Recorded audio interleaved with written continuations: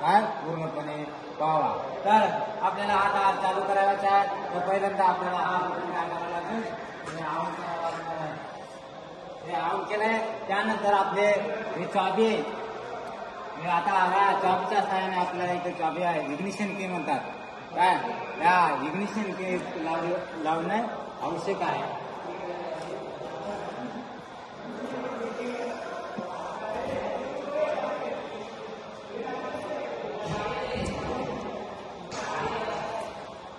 आपण आता काय केलेले आहे, हे इग्निशन स्विच लावलेले आहे, हा इग्निशन स्विच लावलेले आहे। त्यानंतर हा रेग्युलेटर आहे, हा मोठा रेग्युलेटर, हे लो असेल तर हे काय चालवणार नाहीये, तर हे काय करावं लागणार आहे, तुम्हाला हे हाय मध्ये घ्यावं लागणार आहे।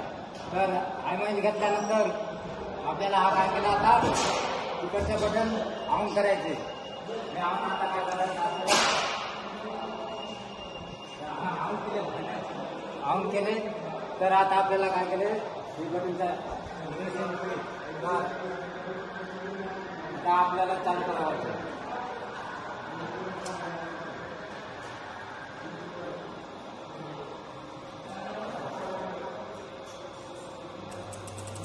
हे लो आहे, लो असले लो मध्ये चालू होणार नाही, तर हे हाय मध्ये करून घ्यावं लागणार आहे। आज मोठा रेग्युलेटर काय करावं लागेल, हे हाय मध्ये करून घ्यावं लागेल। आता आपले हा मोठा काय झालंय, क्रॅंकपुली आपली चालू झालेली आहे।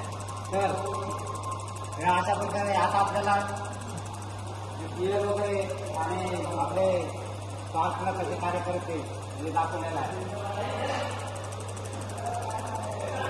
4 स्पार्क प्लग आहे, और या 4 स्पार्क प्लग म्हणजे गाडी मारण्याचा काय केला जातो, 4 प्लग पडला जातो, 1 3 4 2 म्हणजे 4 सिलेंडरची गाडी मॉडेल किती आहे, 1 3 4 2। एकामध्ये पॉवर झाला, तिसऱ्यामध्ये होतो 1 3 4 मध्ये झाला, तर नंतर काय होतो, दुसऱ्यामध्ये पॉवर स्ट्रोक निर्माण होतो, म्हणजे त्या सगळी कर्माकर्मासंग काय होते, फायरिंग पॉवर स्ट्रोक या इंजिनमध्ये घडून येतो। हे प्रत्यक्ष तुम्हाला काय केलेलं आहे, दाखवलेलं आहे। तर आता या पेट्रोल आहे, पेट्रोल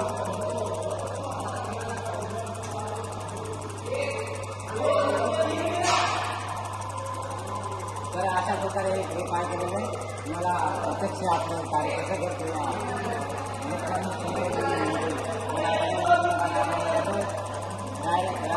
याच्यामध्ये काय म्हणजे इंटेक कोडमध्ये या इंजेक्टर दिलेले असते, त्या इंजेक्टरमध्ये डायरेक्ट संबंध काय केला जातो, पेट्रोल हे आपल्या इंजेक्टर म्हणजे सिलेंडरमध्ये त्याच्यावर सोडलं जातं।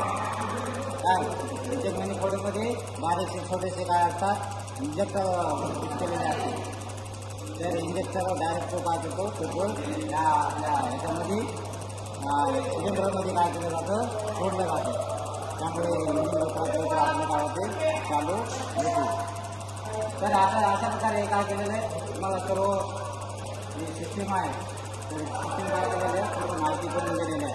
आता आपल्याला जर एखादा आपल्याला काय दोष निर्माण झाला असेल, तर आपल्याला चेक करायचं असेल, तर कशा प्रकारे चेक करायचे आहे, तर हे तुम्ही माहिती करून देणार आहे। तर हे बघा, हा ओबीडीचे म्हणजे हे आहे, स्कॅनर आहे, हा ओबीडी स्कॅनर आहे। तर या ओबीडी स्कॅनरच्या सहाय्याने आपल्याला याच्यामध्ये एखादा इंजिनमध्ये फाल्ट झाला असेल, तर आपल्याला शोध मिळण्यासाठी हा ओबीडी स्कॅनर दिलेला आहे। तर आपण आता समजा उदाहरणार्थ आपल्याला काय केलंय, की आपला हे कोणता हा इंजेक्टर